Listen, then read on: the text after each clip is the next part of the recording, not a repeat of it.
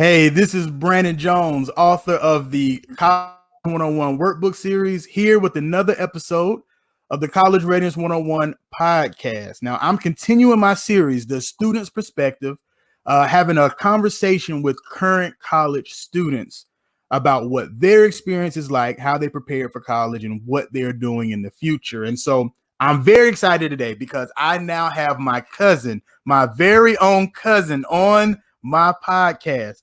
Empress, how are you doing? Hey, cousin Brannon, I'm doing good.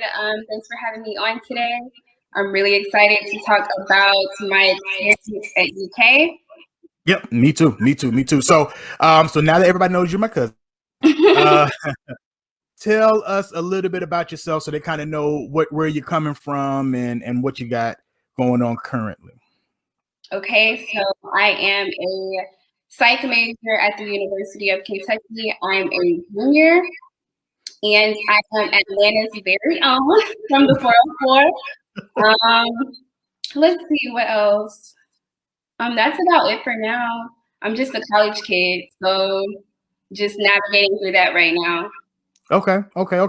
Well, as you know, when I was talking to you before we started, I am actually having a conversation, right? The purpose is to shorten the learning curve of current high school students, current high school parents, talking about what it's like to prepare for college, like what they need to do, kind of have a good conversation about where your process started and how you got to college, and then we'll have more conversations about your college experience. So everybody knows you're at Kentucky now because you have on that shirt, right? So tell me, how did you settle on the University of Kentucky as the college for you? My selection process is actually interesting because UK was the first university to not give me a lot of difficulty. During the application process, I kept getting emails back from institutions that would be like, Empress, you still need this. Empress, you still need your SAT scores, your ACT scores, your transcripts. And I'm like, this stuff has already been sent back in. Like, why is there all this commotion behind something that's already been processed? But apparently it hadn't been. And UK was the first institution to actually just get everything processed without any commotion. So that's how I landed on UK, which is kind of an unorthodox way, but I ended up really enjoying UK. Like I said, I'm from Atlanta. So down here, they say it's the Southern Hollywood. So everything moves fast in Atlanta. I'm always on the go. It's where I grew up. So I really just love being in Atlanta and just, I was used to doing what I was doing. And then moving to Lexington, it's kind of smaller, definitely a white picket fence area. So Okay. I'm there as the little city girl, and then moving to Lexington, it definitely slowed me down.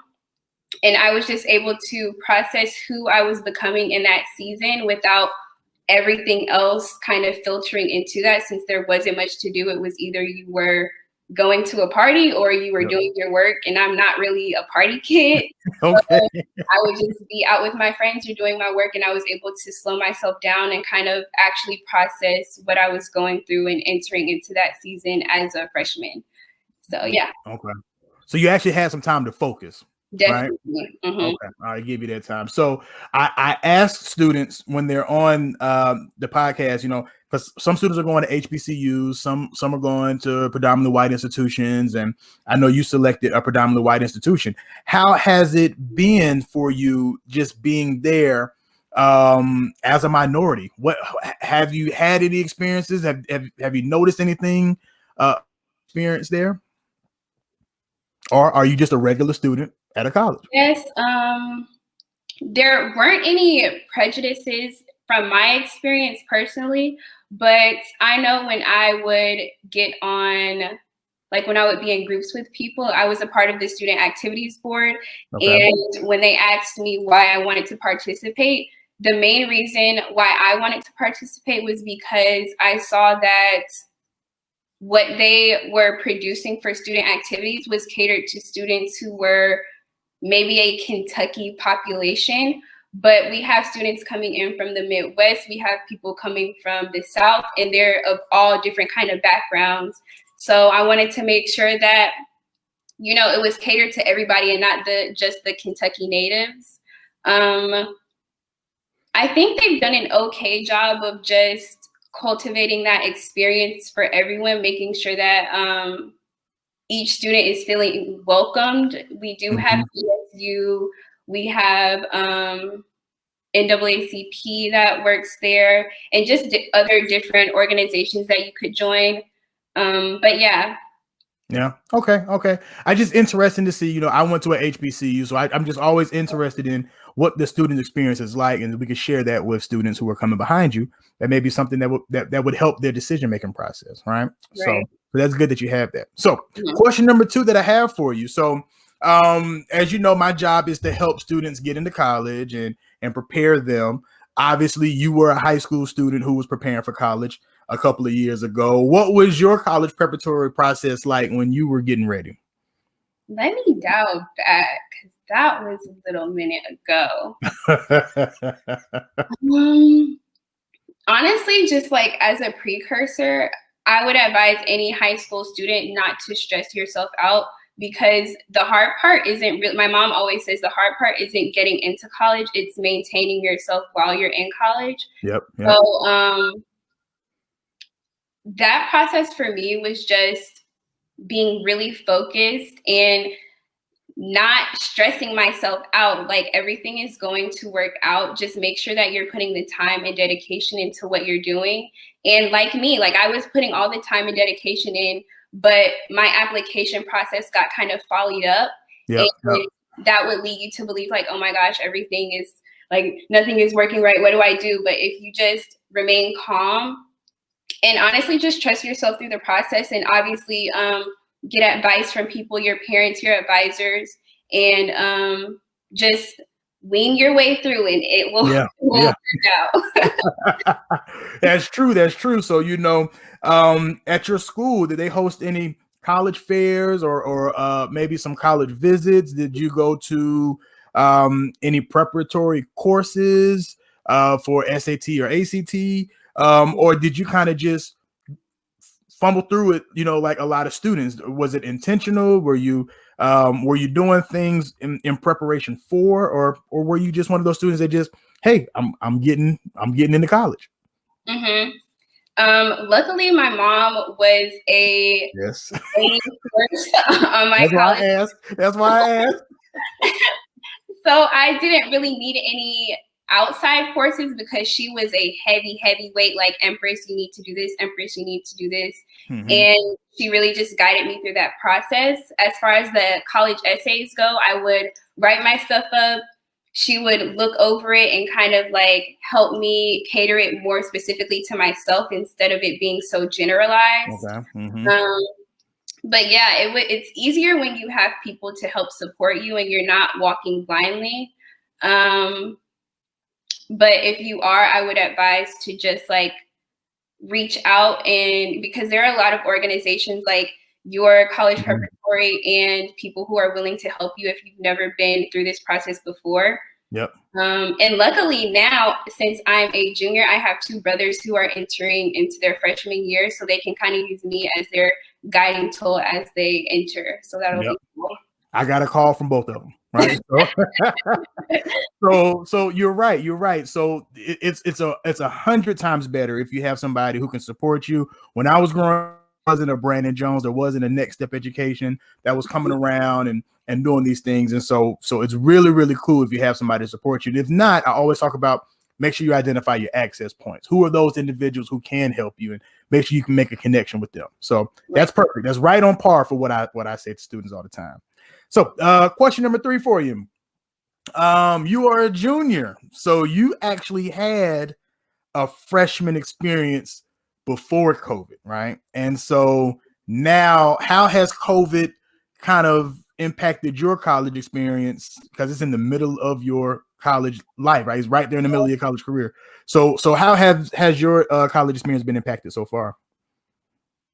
Okay, so freshman year, Like being physically on campus, it felt like I was being pampered like a baby, especially that first semester. They're like, oh my gosh, you're here, you're a freshman, we love you. Definitely take advantage of that if you do get to be on campus. Go to all of the events, network with as many people as you can.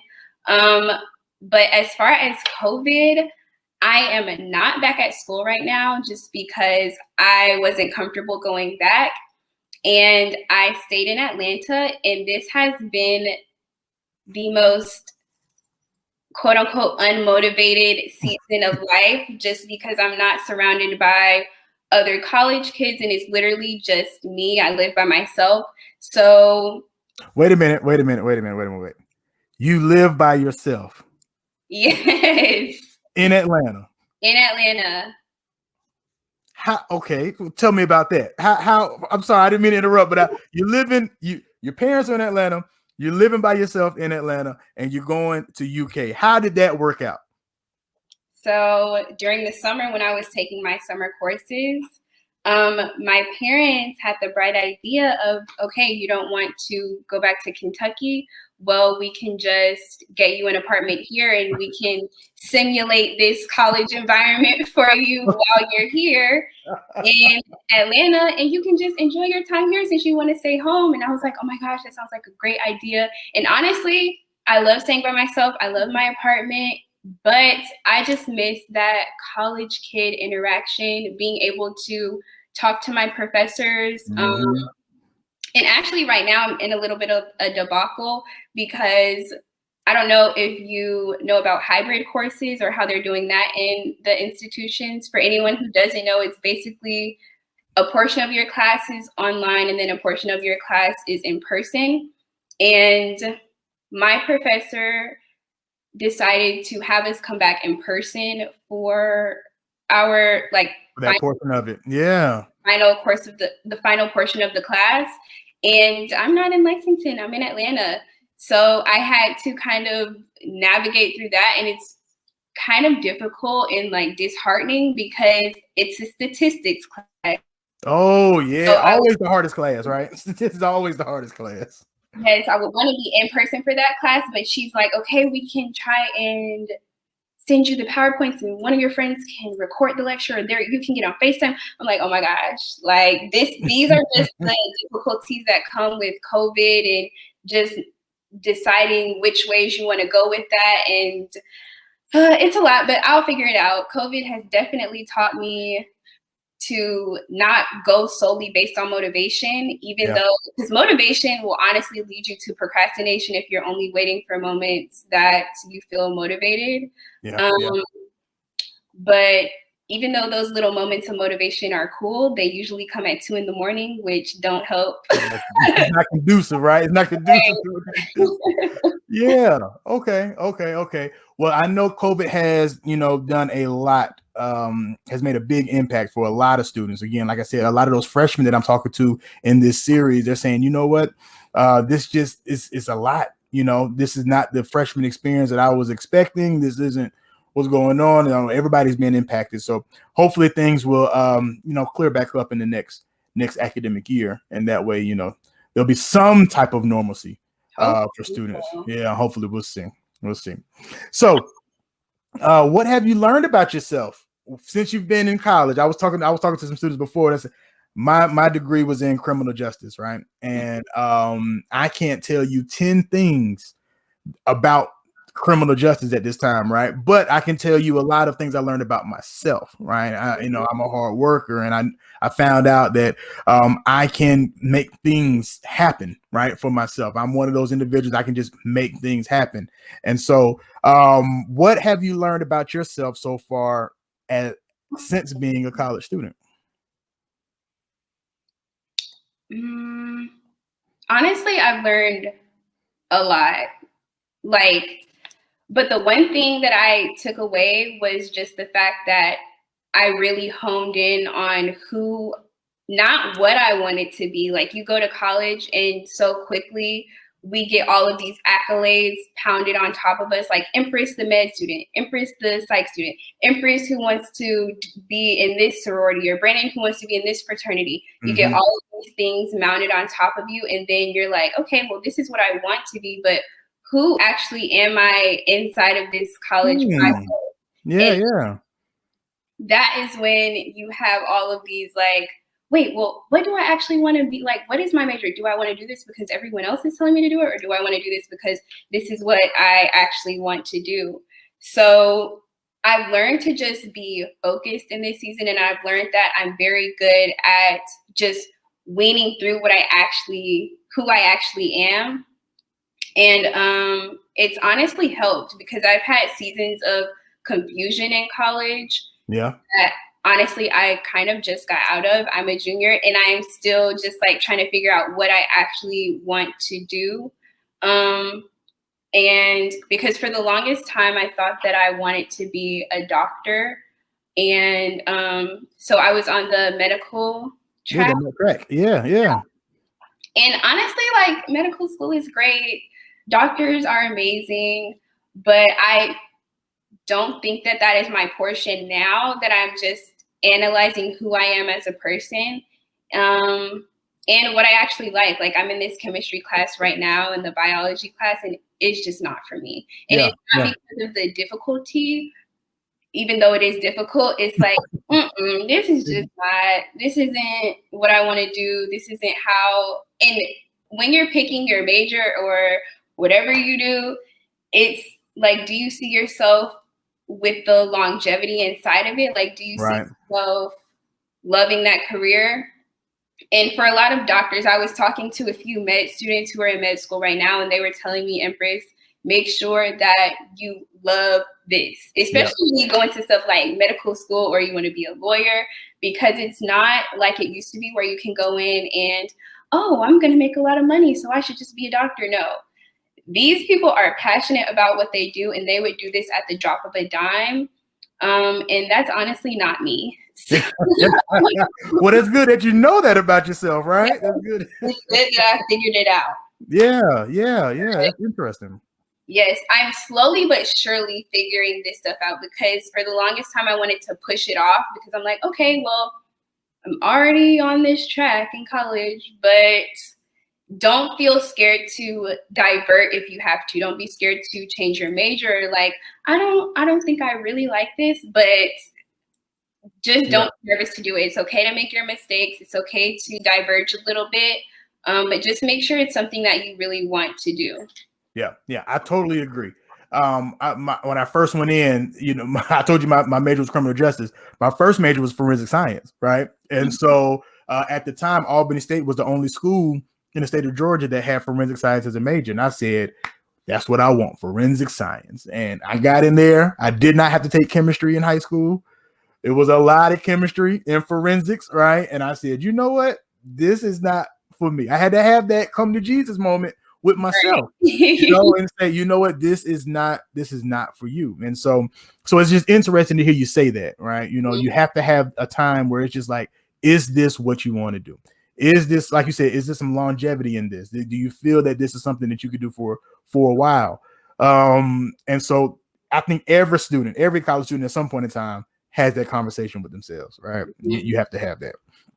So I remember, I have a college fair every year.